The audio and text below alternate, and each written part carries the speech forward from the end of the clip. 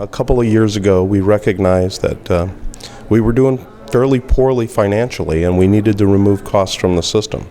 So we created an initiative, got everybody involved, and the first thing we started to do was gather the data about what our costs were and where it was being spent and how it was being spent.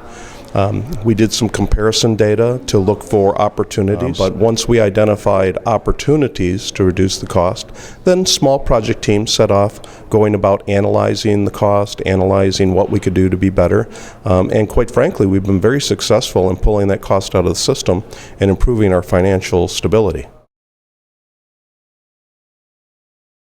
Understanding cost is something that in our industry we haven't spent a lot of time on. We implemented a Estrada system to help us gather the cost.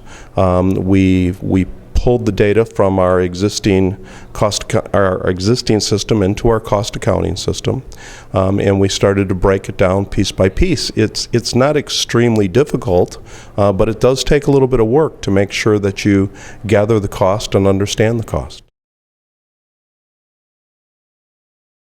There were a lot of areas, and we found a lot of opportunities. Pharmaceutical costs was one area.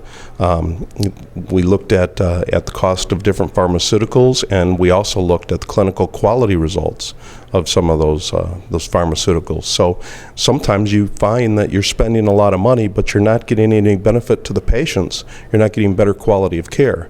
And so you can look at making sure that you match the right pharmaceutical with quality of care and also at a more desired cost. Another area is in supplies, particularly implants. We looked at a lot of areas where we had a lot of differentiation in vendors and products, and we found that if we work together to consolidate vendors and products, we could get better pricing and significantly reduce the cost of many of the implants that were being used. I don't have the actual dollars in front of me, but I know that it was well over $20 million that we pulled out of the system and approaching $30 million. Well, I think the most important thing about when you start looking at cost and starting reducing pricing is you really have to understand where you are. You really have to have the data. People can't reduce cost if they don't understand what they're currently spending, why they're currently spending, what the value is that they're currently doing. And so, if you're a head coach of a football team, what play would you call if you didn't know what the score was, you didn't know what the down was, you didn't know what quarter you were playing in?